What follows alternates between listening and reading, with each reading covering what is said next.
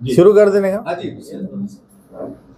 देखिए, सबसे पहले तो आप तमाम लोगों का शुक्रिया अदा करता हूँ कि बहुत ही शॉर्ट नोटिस के ऊपर आप लोग जो है तो सब यहाँ पर आए। और आपको बुलाने का मकसद जो है हमारा यही है कि जैसा कि आप तमाम जानते हैं कि हॉकर्स की जो लड़ाई हम लोग तमाम लोग मिलकर लड़ रहे हैं, तो उसी लिए आज 21 तारीख को जो है तो हमने महानगर पालिका के सामने एक धरने का आयोजन किया था। और इसके लिए हमने बाज़ाब्ता पुलिस से परमिशन मांगी थी, लेकिन पुलिस ने कल ये कह के उसको रिजेक्ट किया है कि 22 तारीख को जो है तो शहर के अंदर हमारे उपराष्ट्रपति और बड़ी बड़ी डिग्निटीज़ और वीवीआईपीज़ आ रहे हैं, और इसके अंदर जो है तो हम लोगों को सिक्योरिटी का बंदोबस्त करना है। तो हम लोग जो है तो काफ़ी बिजी है, सारे पुलिस वाले इधर उधर है। तो आप ये धरना जो है तो अगर आगे बढ़ाए तो बहुत बेहतर रहेगा। तो इसीलिए हमने भी सोचा कि ठीक है, हमारा भी काम है कोऑपरेट करना प्रशासन को। तो हमने जो है तो आज इसीलिए आप लोगों को बुलाया है कि ये धरना जो है तो हम लोग आगे 2 से 3 दिन हमारे ज़िम्मेदारों ने तय किया है कि आने वाली 25 तारीख मंगल के दिन जो है तो हम ये धरना लेंगे।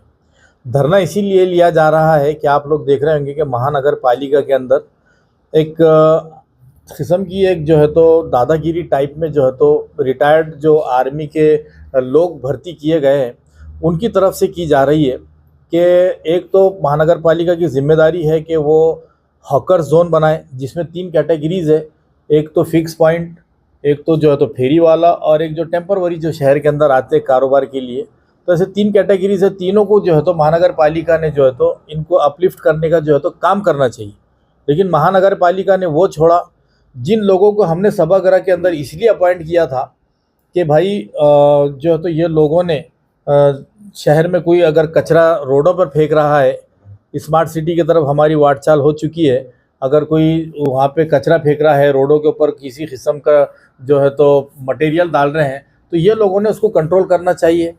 उसके बाद में जो बड़े बड़े बिल्डर्स ने पार्किंग खा गई है, तो वो पार्किंग को जो है तो इन्होंने जो तो क्लियर करना चाहिए, क्योंकि सिटी में जाने के बाद में पार्किंग नहीं होती, जाहिर बात है लोग रोडों पे लगाते हैं।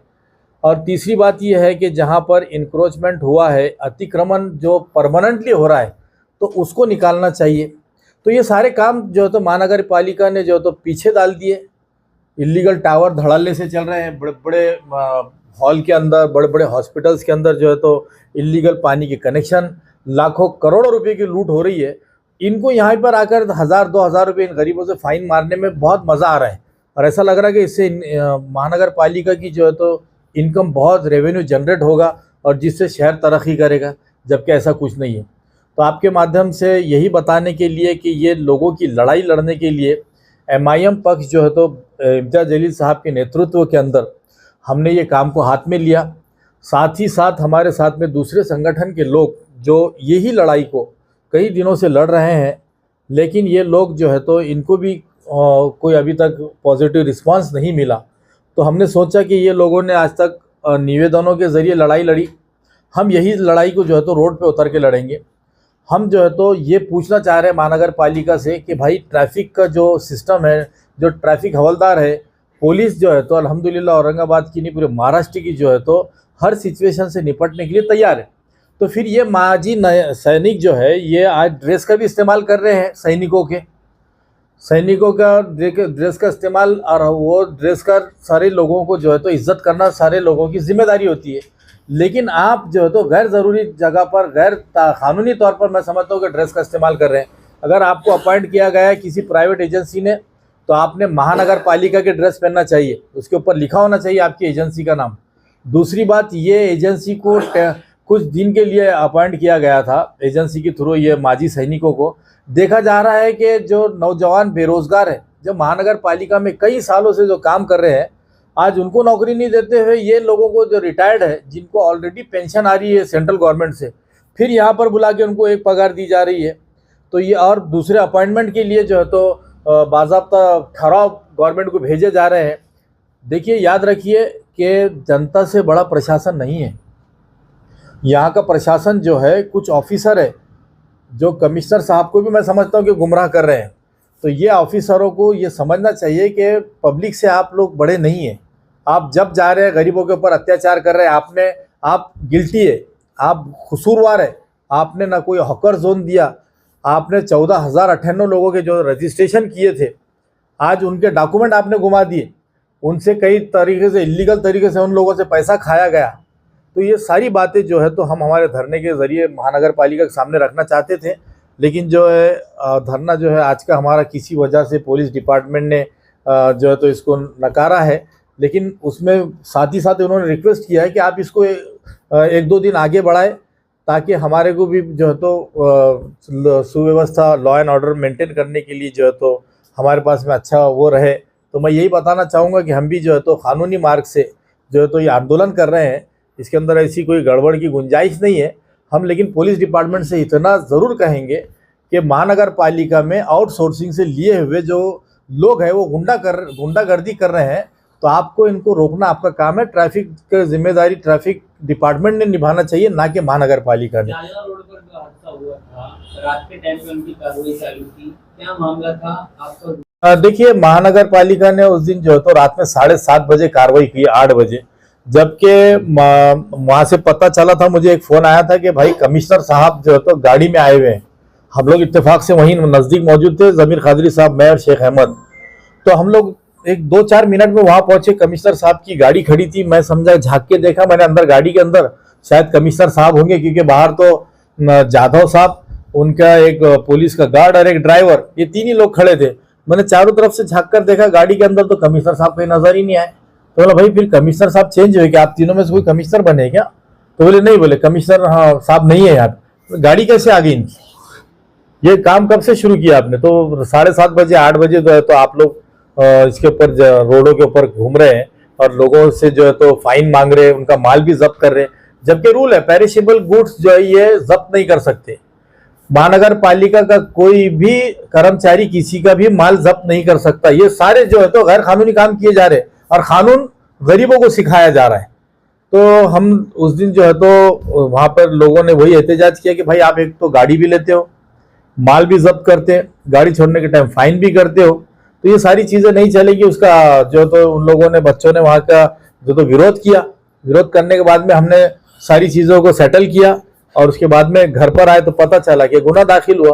कोई बात नहीं, पब्लिक के लिए अगर गुने दाखिल होते हैं, लोगों के लिए, गरीबों के हित में अगर गुने दाखिल होते हैं तो उसके अंदर हमारे को तो कोई प्रॉब्लम नहीं है। लेकिन गरीबों की लड़ाई जो है तो हम खास तौर पे MIM पक्ष जो है तो, और दूसरे लोग भी लड़ रहे हैं, लेकिन इम्तियाज जलील साहब के नेतृत्व के अंदर ये लड़ाई हमेशा जारी रहेगी। कारपोरेशन के सामने 2 इतने बड़े आंदोलन चालू है, उनको परमिशन मिल रही है और आपको क्यों नहीं मिल रही? देखिए, हो सकता है कि उन्होंने बहुत पहले परमिशन लिए होंगे, शेड्यूल बाद में आया होगा। जो VVIPs आ रहे हैं तो उनका शेड्यूल बाद में आया होगा, उसकी वजह से कहीं ना कहीं कोई टेक्निकल डिफिकल्टी होगी। लेकिन इन्होंने ये नहीं बोले कि आप इसको नहीं कर सकते, उन्होंने ये कहा आप कीजिए, लेकिन हमारी थोड़ा सा प्रॉब्लम है, हम उतनी सुरक्षा नहीं दे सकते या हम वहां पर उतनी फोर्स नहीं लगा सकते, लिहाजा हमसे अपील की उन्होंने कि 1-2 दिन आगे बढ़ाओ, तो हम उसको करेंगे। या फिर MIM की ताकत सिटी में हर किसी को पता है, जैसा कि नासिर भाई ने 80,000 लिए थे, इम्तियाज भाई ने 90,000 वोट लिए थे पिछले असेंबली इलेक्शन में। तो हो सकता कि MIM की जो ताकत देखते हुए डर के प्रशासन ने नासिर भाई को वो परमिशन डिनाई किए होंगे। धरना आंदोलन जैसे अभी आप कर रहे हैं, आपको लगता है इससे महानगर पालिका के अंदर कोई बदलाव आएगा? तो जितने धरने आंदोलन आप कर रहे हैं उसका रिजल्ट आपके हाथ तक नहीं था। कौन सा रिजल्ट नहीं है? कौन सा रिजल्ट? हम ये आपसे सुनना चाहेंगे कि कौन सा रिजल्ट नहीं आया। इससे पहले औरंगाबाद के मुद्दे पर बड़ा धरना आपका हुआ, उसके बाद तो महानगर पालिका से जुड़ा हुआ थोड़ी मुद्दा था। हाँ बोलिए। पानी के मुद्दे पर आप लोग गए थे। बिल्कुल। तो पानी का मुद्दा आज तक हल नहीं हुआ। कैसा नहीं हुआ? आज तक 10 दिन 12 दिन में नल आ रहा है, नहीं पानी नहीं मिल रहा है। मैं जवाब देता हूँ, 10 दिन 12 दिन में अभी पानी नहीं है। आपकी मालूमात के लिए बताता हूँ मैं कि आज कम से कम अप्रैल के अंदर 15 टाकियां चालू होने वाली है और 1 दिन आड़ पानी का जो है नियोजन हो चुका है। सिर्फ वो जो पैठन से आने वाली लाइन थी वो देर हुई उसको, इसीलिए, वरना ऐसा नहीं है कि पानी हमेशा औरंगाबाद वालों को 15 दिन और 10 दिन में मिलेगा। आज 50 टाकियां 3,000 करोड़ का प्रोजेक्ट लगभग कंप्लीट होते हुए आया है। तो इसके अंदर ये बेबुनियाद बात है कि हमारी कोई डिमांड रही और उन्होंने नहीं किए, और ये जो डिमांड है ये हम पूरी लीगली, और हमारे इसके बाद में हिवराड़े साहब जो है तो आपसे बात करेंगे और उसकी सारी टेक्निकल जो बातें हैं इसके अंदर वो मैं समझता हूँ कि आप उनसे सवाल कीजिए वो सारी, क्योंकि वो लड़ाई आज से नहीं कई सालों से लड़ रहे हैं और हाँ मतलब कानून के दायरे में रह के लड़ रहे हैं। अगर कानून के दायरे में हम लोग रह सकते हैं तो ऑफिसरों को भी आना पड़ेगा। अगर वो कानून के दायरे में रह के गैर कानूनी काम करते हैं तो फिर उनके नतीजे भी उनको आपको भुगतना ऐसा पड़ेगा। लगता है क्या, जो जैसे आप कह रहे हैं कर्मचारी आके दादागिरी कर रहे हैं, फाइन दे रहे हैं, तो इससे कमिश्नर साहब अनदेखी कर रहे हैं या कमिश्नर साहब को पता नहीं है, आपको ऐसा कुछ महसूस होता है? देखिए, कमिश्नर साहब के नीचे भी कुछ अधिकारी है जो कमिश्नर साहब से अपने आप को बड़े समझ रहे हैं। वो लोग जो है तो जाकर डायरेक्ट जो है तो उनको बोले तो कमिश्नर साहब के पास मत जाओ बोलते हो, वो बोलते हैं कि फला साहब के पास जाओ, फला साहब ने भेजे, फला साहब के पास जाओ, मतलब कमिश्नर साहब का नाम ही नहीं लेते हो। ये कार्रवाई से खौफ का माहौल कैसे गुजरेगा रमजान त्योहार पर, ये खौफ है। क्या माना जाए कि एमआईएम कम से कम ऐसे गरीब लोगों के लिए कोई सख्त एक्शन लेंगे ताकि उनका त्योहार अच्छे से निकल जाए? ऑलरेडी हमने ले चुके हैं सख्त एक्शन। हमारा यही बोलना है कि कारपोरेशन ने जो है तो आज भी नियोजन करे उन्होंने तो हर गाड़ी वाले को एक अपना परमानेंट या सही तरीके से कानूनी तौर पे बिठा सकते हैं, लेकिन बिठा नहीं रहे। यही लड़ाई लड़ने के लिए हम लोग जो है तो रोड पे उतर रहे। और यकीन जानिए आप लोग कि महानगर पालिका के कुछ अधिकारी जिन्होंने इसको कारोबार भी बना लिया है, मैंने तो यहाँ तक सुना हूँ कि पौतिया फाड़ रहे हैं जिसके अंदर 1000 रुपये लिखा नहीं है उसके अंदर उनके लाइन में। ये देखिए एक एग्जाम्पल है मेरे पास में, जहाँ 1000 रुपये की पावती का उसके अंदर कहीं लिखा हुआ भी नहीं है कि 1000 रुपये आप फाइन मार सकते हैं। यहाँ पे 500 है, 100 है, 5000 है, 50 रुपये है, जो भी है, 1000 कहीं लिखा हुआ नहीं, लेकिन इनसे 1000 लिया जा रहा है। तो इसका मतलब आप 1000 में से 500 की पावती कारपोरेशन को भरेंगे और 500 रुपये जेब में डालेंगे, तो ऐसे कितना इसके अंदर झोल हो रहा है पैसों का, और वो भी गरीबों से। तो यही सारी बातें जो तो हम महानगर पालिका के सामने रखेंगे। राष्ट्रपति औरंगाबाद में है, आप उन तक शिकायत पहुंचाएंगे इस मामले में? देखिए, कोशिश तो यही रहेगी, लेकिन अभी हमारा जो सीनियर हमारे जो इम्तियाज जलील साहब है उनसे डिस्कशन करेंगे इस बारे में आज शाम में। अगर उन्होंने कहा कि अगर हमारे को वक्त लेकर हमारे उपराष्ट्रपति राष्ट्रपति से मिलना चाहिए तो अगर उसका नियोजन हुआ तो वो भी करेंगे। इसके बाद हमारे हिवराड़े साहब जो है तो आपसे बात करेंगे। तो माइग्रेन तो आपके पास अच्छा, चल जाते हैं लगा मध्ये संपूर्ण मी शहर पथ विक्रेता समितीचा सदस्य पण आहे। माझ्यासोबत अजून कमीत कमी 15 ते 16 अजून समिती सदस्य आहेत पथ विक्रेता समितीचे। आम्ही दर महिन्यामध्ये 2016 पासून सदस्य आहे, जेव्हा बकोरिया साहेब मनपाचे आयुक्त होते तेव्हापासून। आता मागच्या 22/2/2028 ला एक मीटिंग झाली होती आणि त्या मीटिंग मध्ये आम्ही सर्वांनी असं सांगितलं होतं प्रशासनाला की प्रशासनानं आम्हाला सांगितलं की बाबा आपण टोटल 14,098 लोकांचा बायोमेट्रिक जिओ टॅग प्रणालीद्वारे सर्वेक्षण केलेलं आहे। ह्या 14,098 लोकांचा जेव्हा सर्वे झाला तर आम्ही त्यांना मान्यता दिली की बाबा 28/2/2022 ला मान्यता दिली की तुम्ही ह्या सर्व पथविक्रेत्यांना त्यांचे प्रमाणपत्र व ओळखपत्र द्या। आणि मुख्य मुद्दा म्हणजे याच्यामध्ये असा आहे की जर त्या पथविक्रेत्यांचा जो सर्वे झालेला आहे तो बायोमेट्रिक झालेला आहे आणि त्यांना त्याच्यामध्ये 3 कॅटेगरी आहेत। एक तो फिक्स लोकेशन म्हणजे तो एका जागी बसून वसूल माल विक्री करणारा व्यावसायिक आहे, दुसरा आहे तो फिरता आहे आणि तिसरा आहे जो टेम्पररी आहे, जो बाहेर गावून येतो ते तात्पुरता लावतो आणि परत आपल्या गावाला समजा आजूबाजूचे जे खेळ आहेत ते खेळाने तो परत रिटर्न चालला जातो। परंतु जो आता याच्यामध्ये लोकेशन असं दाखवलेलं आहे की जो फिक्स लोकेशन आहे, आता बघा सर्वेचं झालेलं त्याच्याला फक्त एक सॅम्पल सांगतो मी तुम्हाला। हे बघा, त्याचा फुल नेम आहे, त्याचा ऍड्रेस आहे, जेंडर म्हणजे तो मेल आहे की फिमेल आहे, त्याचा डेट ऑफ बर्थ सुद्धा आहे, त्याचा मोबाईल क्रमांक आहे, त्याचा वार्ड नंबर आहे, त्याचा रोड नेम आहे बघा Panchakki road government medical college, आणि इथं काय लिहिलंय फिक्स लोकेशन। जो फिक्स लोकेशन मध्ये व्यवसाय करेल तो त्या जागेवरती बसूनच व्यवसाय करेल।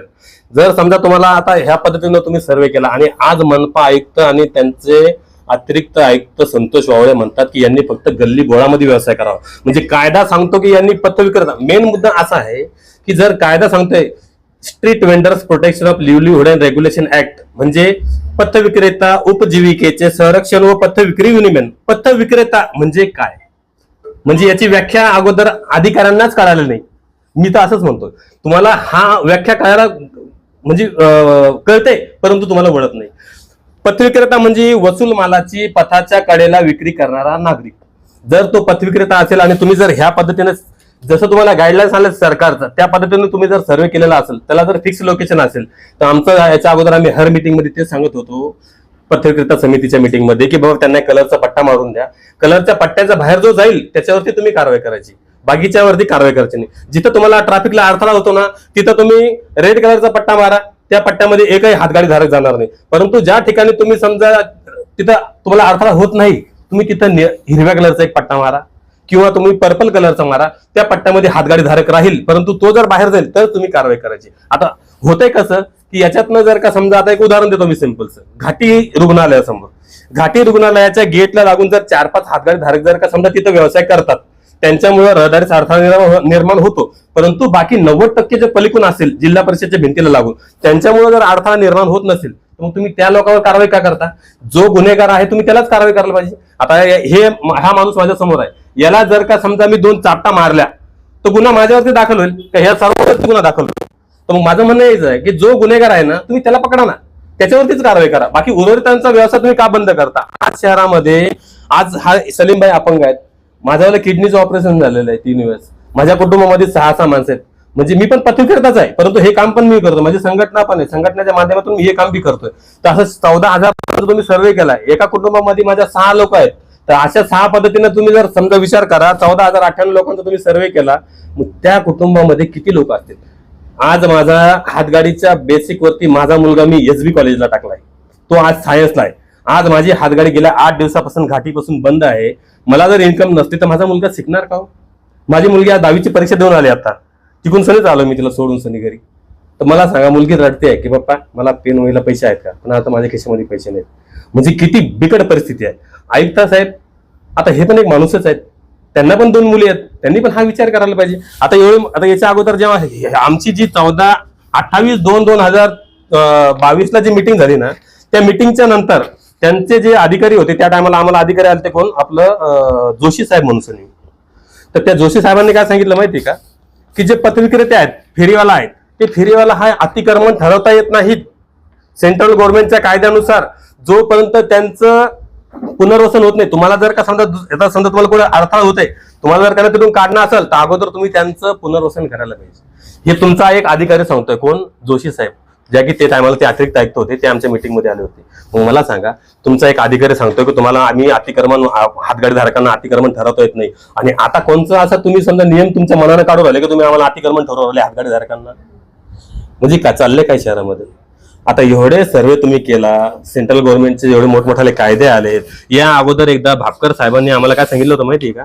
आता मला सांगा, मी पूर्ण शहराचाच आपण विचार जर केला ना तर 14,098 लोक आहेत, आणि आज आता घाटीच्या परिसरामधला जर विचार केला तर भापकर साहेबांनी सांगितलं होतं बघा, घाटी मार्गासाठी आम्ही ज्या घाटी रुग्णालय आहे ना, घाटी मार्गासाठी स्वतंत्र व्यवस्था. भापकर साहेब तेव्हा ऐकत होते, मी जेव्हा हरकतीने सूचना दाखल केल्या त्या आधारावरती त्यांनी सांगितलं, शहरातील घाटी मार्गालगत असलेल्या फुटपाथवरही गेल्या अनेक वर्षापासून चहा नाश्त्याच्या टपऱ्या उभ्या आहेत, पण या गाड्या रुग्णांसाठी उपयोगी आहेत, त्यामुळे त्यांच्यासाठी रुग्णालयाच्या आत स्वतंत्र फ्रूट प्लाझा उभारावा, यावरही या बैठकीत चर्चा झाली.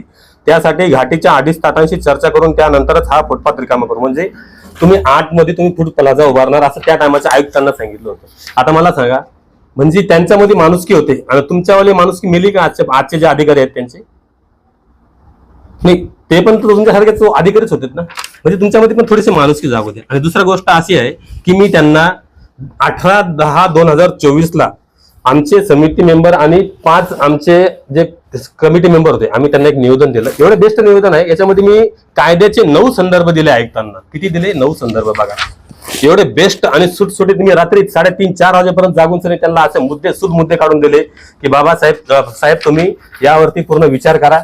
राहुल गांधीला सुद्धा पत्र पाठवलं, नरेंद्र मोदीला सुद्धा पत्र पाठवलं, मुख्यमंत्र्यांना सुद्धा पाठवलं.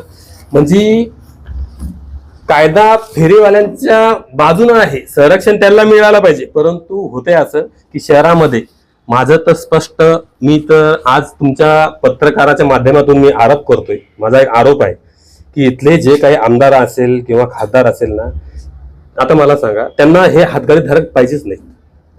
त्यांचं म्हणणं की यांनी हा व्यवसाय करायलाच नाही पाहिजे. आता मला सांगा, पुण्यामध्ये हॉकर झोन बनला, तिथं लायसन्स वाटप झाले, त्यांचा सर्वे झाला. मुंबईमध्ये हॉकर्सचा सर्वे झाला, तिथं पण जागा वाटप झाल्या, त्यांना परवानगी गेली. नाशिकला पण तसं झालं. मग औरंगाबाद शहरात होत नाही, याचं कारण हे आहे की इथलचं गलिच्छ राजकारण. म्हणजे 70% हे मुस्लिम समाज हा पथविक्रेता म्हणून आहे आणि बाकी 30% हा दलित समाज आहे. या 2 समाजाला टार्गेट करण्यात येते असा माझा स्पष्ट आरोप आहे. आणि जर का समजा आमच्यासारख्या कमी शिकलेल्या माणसाला आणि पथविक्रेत्याला जर हा कायदा माहित असेल सेंट्रल गव्हर्नमेंटचा, महाराष्ट्र शासनाचा, मग इथल्या आमदाराला खासदारला कायदा माहित नाही का? त्यांनी पण हा मुद्दा उचलायला नाही पाहिजे का? आयुक्त साहेबांसोबत त्यांना सांगायला पाहिजे बाबा गोरगरीब लोक त्यांना एका कडेला व्यवसाय करू द्यावा, असं माझं स्पष्ट मत आहे. आणि आमच्या कमिटीची बैठक बोलवावी म्हणून मी आयुक्ताला दरवेळेस निवेदन देत गेलो की तुम्ही बैठक कॉल करा, परंतु आयुक्तांनी ह्या याला कचऱ्याची टोपली दाखवली अशी केराची, आणि आतापर्यंत त्यांनी कुठली मिटिंग बोलवली नाही. कारण टाउन वेटिंग कमिटी ही टीव्हीसी मेंबर हे फेरीवाला आणि अधिकारी यांच्या मधला दुवा आहे. ह्या कमिटीमध्ये पोलीस आयुक्त सुद्धा आहेत, ट्रॅफिकचे अधिकारी सुद्धा आहेत. मग ह्या कमिटीमध्ये समजा फेरीवाला समिती जर तुमच्या मध्यम दुवा आहे हे समजा कायदा सांगते, तर मग फेरीवाला समितीची तुम्ही बैठक का नाही बोलवली? आता आमच्या सोबत तुम्ही येऊन कधी सर्वे केला का शहरामध्ये? आम्ही सांगतोय की आमच्या सोबत चला, आम्ही तुम्हाला जागा दाखवून देऊ की साहेब इथं जागा जी आहे ही मोकळी आहे, इथं ट्रॅफिकला अडथळा नाही, तुम्ही देऊ शकता. ह्या कमिटीमध्ये ट्रॅफिकचे अधिकारी पण आहेत ना, ते पण तुम्हाला सांगतील ना की बाबा कुठं ठेवू शकतो किंवा कुठं नाही ठेवू शकत म्हणून. परंतु ह्या विषयावरती कुठलंही काम होत नाहीये. 2016 पासून आम्ही याच्यावरती समजा काम चालू आहे, आणि मी तर 2010 पासून जेव्हा भापकर साहेब होते ना तेव्हापासून पूर्ण शहरातून मी एकट्यानेच हरकती सूचना दाखल केल्या आहे. हरकती सूचना दाखल करून सनी त्याच्यावरती काही सुनावण्या वगैरे पण घेण्यात आल्या. त्या सुनावणीला पण मला उपस्थित ते बघा, हे मी 6/3/2010 हरकती सूचना दाखल केलेल्या आहे. पूर्ण शहरातून कोणीच दाखल नाही केल्या. परंतु मी पत्रकारिता असल्यामुळे, मी हातगारधारक असल्यामुळे मला त्यांचं ते जाहीर प्रकटन दिसलं आणि मी त्याच्यावरती हरकतीने सूचना दाखल केल्या की बाबा गोरगरिबावर काही अन्याय होऊ नये म्हणून. आणि दुसरा मुद्दा असा आहे की आता हे बघा 18/5/2022 जे आहे ते एक शासनाचा GR निघालेला आहे. आता हा GR मी तुम्हाला फक्त 4-5 ओळीच वाचून दाखवतो, तुम्ही याच्यावरती मग काय प्रश्न करायचे तुम्ही करू शकता. शहरामधील पथविक्रेत्यांना, संपूर्ण महाराष्ट्रातही लागू आहे, शहरामधील पथविक्रेत्यांना त्यांची शैक्षणिक पात्रता, मर्यादित कौशल्य, आर्थिक पत यामुळे व्यवसायाच्या संधी कमी उपलब्ध असतात. यामुळे असंघटित स्वयंरोजगार करणाऱ्या पथविक्रेत्यांना व्यवसायाच्या व्यापक संधी उपलब्ध करून देणे, त्यांना कार्यकुशल बनविणे, त्यांना पत मिळवण्यास समर्थ बनविणे, तसेच त्यांची व त्यांच्या कुटुंबियाची सामाजिक सुरक्षितता, सामाजिक कल्याण व शासकीय योजनांची सांगड घालणे, त्याचे जीवनमान उंचावणे, ऐकून घ्या, त्याचे जीवनमान उंचावणे हे फेरीवाला धोरणाचे उद्दिष्ट आहेत. मला सांगा, कायदा म्हणते फेरीवाला धोरणाचे उद्दिष्ट आहेत की बाबा त्यांचं जीवनमान उंचावलं पाहिजे, आणि तुम्ही तर त्यांचं जीवनमान पूर्ण गड्ड्यामध्ये टाकू राहिले, मातीमध्ये टाकू राहिले. म्हणजे आता सांगा कायद्याच्या विरोधात कोण चाललंय? अधिकारी वर्ग, जो की आमच्यापेक्षा जास्त शिकलेला आहे. आम्ही तर काही जास्त कमी शिकलेलो आहेत, परंतु आम्हाला जे समजते त्या पद्धतीने आम्ही तुमच्या समोर मांडतोय. आता मला सांगा, पथविक्रेता, आता लॉकडाऊनच्या टायमाला हातगाडी धारकांचे पथविक्रेत्यांचे व्यवसाय बंद असल्यामुळे मोदी सरकारने PM स्वनिधी म्हणून एक योजना आणली. त्या अंतर्गत पथविक्रेत्यांना 10,000चं लोन भेटले, 10,000 ज्यांनी भेटले त्यांना 20,000 भेटले, 20,000 ज्यांना भेटले त्यांनी 50,000चं भेटले. आता ज्यांना 50,000चं लोन भेटलंय, आता आजच्या परिस्थितीमध्ये ज्या नागरिकांना समजा 50,000चं लोन भेटले, आता हे बघा यांना लोन भेटलेलं आहे, यांना हे लेटर ऑफ रेकमेंडेशन LOR प्रमाणपत्र महानगरपालिकेने दिलेलं आहे. मग त्या नागरिकांच्या आता जर हातगाड्या जर का समजा बंद असल्या तर त्यांनी त्यांचे हप्ते बँकेचे कसे फेडायचे, हा एक फार मोठा प्रश्न आहे. आता तुम्ही हातात घेऊन आता समजू तुम्ही भाई जे आमच्या सोबत बसलेले आहेत त्यांच्या समाजाचा किंवा त्यांच्या संघटनेचा नका समजू. आज रेकॉर्डवरती 15,000च्या आसपास फेरी पत विक्रेते दाखवलेले आहे, पण ह्याच्या दुप्पट किंवा तिप्पट लोक पोट भरतात. आपला उदरनिर्वाह फळ विकून, गाडी लावून, चहाचा नाश्ता करून करतात. तर त्या सगळ्यांनी आमच्या या आंदोलनामध्ये सहभागी व्हायचं, आणि हे जे ऍडमिनिस्ट्रेटर आहे किंवा एक उपायुक्त, अतिरिक्त आयुक्त म्हणून जे वाहुळे साहेब मिलिटरीचे ब्रिगेडियर समजतात स्वतःला, आणि जे सुपाऱ्या घेऊन काम करतायत ते औरंगाबाद शहरामध्ये, तर त्यांना त्यांची जागा दाखवण्यासाठी आपण सगळ्यांनी आमच्या आंदोलनामध्ये सहभागी व्हावं, आणि मोठ्या संख्येने आपल्या जे काही होईल, लेकरं बाळ, गाडी घोडा जे होईल, सगळ्या परिवारासह येऊन तिथे आमच्या आंदोलनामध्ये सामील व्हावं आणि आमचं आंदोलन सक्सेसफुल करावं. जय भीम, जय भीम. ये कार्रवाई से खौफ का माहौल, कैसे गुजरेगा रमजान त्योहार बार, ये खौफ है. क्या माना जाए कि MIM कम से कम ऐसे गरीब लोगों के लिए कोई सख्त एक्शन लेंगे ताकि उनका त्योहार अच्छे से निकल जाए? ऑलरेडी हमने ले चुके हैं सख्त एक्शन. हमारा यही बोलना है कि कारपोरेशन ने जो है तो आज भी नियोजन करे उन्होंने, तो हर गाड़ी वाले को एक अपना परमानेंट या सही तरीके से कानूनी तौर पे बिठा सकते हैं, लेकिन बिठा नहीं रहे. यही लड़ाई लड़ने के लिए हम लोग जो है तो रोड पे उतर रहे. और यकीन जानिए आप लोग कि महानगर पालिका के कुछ अधिकारी जिन्होंने इसको कारोबार भी बना लिया है, मैंने तो यहाँ तक सुना हूं कि पौतिया फाड़ रहे हैं जिसके अंदर 1,000 रुपए लिखा नहीं है उसके अंदर उनके लाइन में, ये देखिए एक एग्जाम्पल है मेरे पास में, जहां 1000 रुपए की पावती का उसके अंदर कहीं लिखा हुआ भी नहीं है कि 1000 रुपए आप फाइन मार सकते हैं। यहाँ पे 500 है, 100 है, 5000 है, 50 रुपये है, जो भी है, 1000 कहीं लिखा हुआ नहीं, लेकिन इनसे 1000 लिया जा रहा है। तो इसका मतलब आप 1000 में से 500 की पावती कारपोरेशन को भरेंगे और 500 रुपए जेब में डालेंगे। तो ऐसे कितना इसके अंदर झोल हो रहा है पैसों का, और वो भी गरीबों से। तो यही सारी बातें जो तो हम महानगर पालिका के सामने रखेंगे। राष्ट्रपति औरंगाबाद में है, आप उन तक शिकायत पहुंचाएंगे इस मामले में? देखिए कोशिश तो यही रहेगी, लेकिन अभी हमारा जो सीनियर हमारे जो इम्तियाज जलील साहब है, उनसे डिस्कशन करेंगे इस बारे में आज शाम में।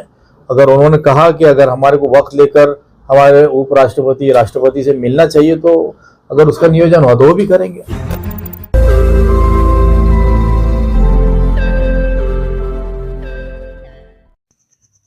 रोज नई खबरों को देखने के लिए हमारे औरंगाबाद समाचार चैनल को सब्सक्राइब कीजिए और नोटिफिकेशन पाने के लिए हमारे बेल आइकन को दबाइए, ताकि हर खबर की नोटिफिकेशन आपको मिलती रहे।